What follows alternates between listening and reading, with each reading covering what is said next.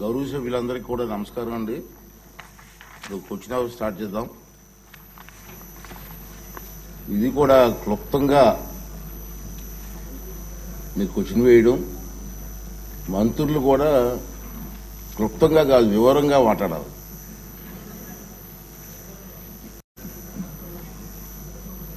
మొదటి క్వశ్చన్ ఆరోగ్య శాఖ మంత్రి గారు. నమస్కారం అధ్యక్ష.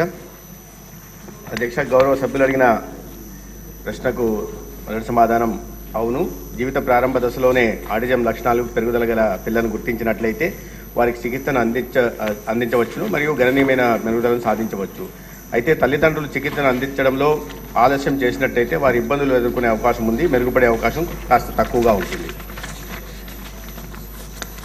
ఆటిజం సిండ్రోమ్ డిసీజ్ ఉన్న పిల్లల తల్లిదండ్రులు తమ పిల్లలకు శిక్షణ కార్యక్రమాలు అందించడంలో ఇబ్బందులను ఎదుర్కోవచ్చు. ఎందుకంటే అధిక భాగం శిక్షణను స్పెషలిస్టు మరియు ప్రత్యేక విద్యావంతులు ఇవ్వవలసి ఉంటుంది. పాక్షికంగా మెరుగుపడిన కొంతమంది పిల్లలు సాధారణ పాఠశాల విద్యను పొందడంలో ఇబ్బందులను ఎదుర్కోవచ్చును. కొన్నిసార్లు పిల్లలు తమ ప్రత్యేక పాఠశాలలో కూడా చేర్చాల్సిన అవసరం ఉంటుంది. బాగా అభివృద్ధి చెందని కొంతమంది పిల్లలు మేధో వైకల్యాన్ని కలిగి ఉండవచ్చు మరియు రోజువారీ జీవన కార్యకలాపాలను కూడా వాళ్ళు చేసుకోవడానికి ఇబ్బందులు పడవచ్చు. తల్లిదండ్రుల నుంచి మద్దతు అవసరం ఉంటుంది. కోవిడ్ కాలంలో కనిపించిన స్టిమ్యులేషన్ లేకపోవడం వల్ల కోవిడ్-19 తర్వాత ఆటిజం స్పెక్ట్రమ్ డిజార్డర్తో బాధపడుతున్న పిల్లలు అధికమవుతున్నారు. బి ప్రశ్నకు సమాధానం అన్ని జిల్లాల్లో 34 డిస్ట్రిక్ట్ ఎర్లీ ఇంటర్వెన్షన్ కేంద్రాలని డిఏఐసీలను స్థాపించడమైంది. ప్రత్యేక స్పెషలిస్టులు ఆటిజం యొక్క ముందస్తు నిర్ధారణ స్క్రీనింగ్ కొరకు పనిచేస్తున్నారు. ఆటిజం స్పెక్ట్రమ్ డిజార్డర్ ఉన్న పిల్లలకి అవసరమైన శిక్షణ మరియు జోకాలు ఇవ్వబడుతున్నాయి. ప్రతి బోధనా ఆసుపత్రిలో సైకియాట్రీ విభాగం కూడా ఆటిజంతో బాధపడుతున్న పిల్లలకు అంచనా వేసి చికిత్సను జరుగుతున్నది. మానసిక ఆరోగ్య సంరక్షణ కోసం విశాఖపట్నం ప్రభుత్వ ఆసుపత్రిలో child and adolescent psychiatry super speciality విభాగాన్ని స్థాపించడమైంది. అదేవిధంగా 679 భవిత కేంద్రాల్లో పిల్లలకి సమ్మిళిత విద్యను అందించడం కోసం, అంటే చిల్డ్రన్ విత్ స్పెషల్ నీడ్స్ పిల్లలకి అందించడం కోసం ప్రతి మండలంలో స్థాపించబడిన ఈ భవిత కేంద్రాల్లో ఆటిజంతో బాధపడుతున్న పిల్లలకు సహాయం అందిస్తాయి సమగ్ర శిక్షణలో భాగంగా. సి ప్రశ్నకి ఆటిజం అవగాహన జరుగుతున్న నెలలో ప్రభుత్వ ఆసుపత్రుల్లో ఆటిజంకు చికిత్స అందించే వైద్య వృత్తి నిపుణులు ప్రింట్ మరియు ఎలక్ట్రానిక్ మీడియా ద్వారా కూడా ప్రజలకు అవగాహన కల్పించేందుకు కార్యక్రమాలను నిర్వహిస్తున్నాం.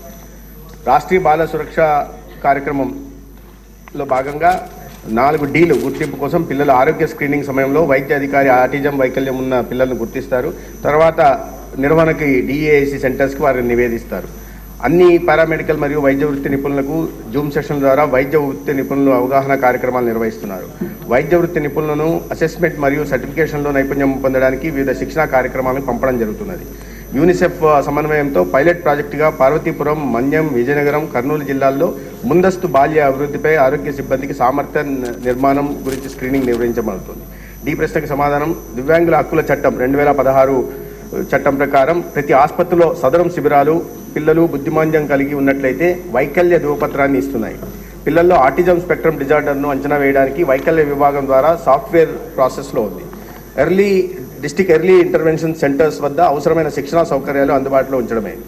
ఆటిజం స్పెక్ట్రమ్ డిజార్డర్తో బాధపడే పిల్లలకి మెరుగైన సమ్మిళిత విద్యను అందించడం కోసం 34 డిఏఐసీలు అదేవిధంగా 679 భవిత కేంద్రాల్లో విద్యను అందించడం జరుగుతుంది. గత 2 సంవత్సరాల్లో మొత్తం 4504 మంది పిల్లలు ఆటిజం స్పెక్ట్రమ్ డిజార్డర్తో 34 డిఏఐసీల్లో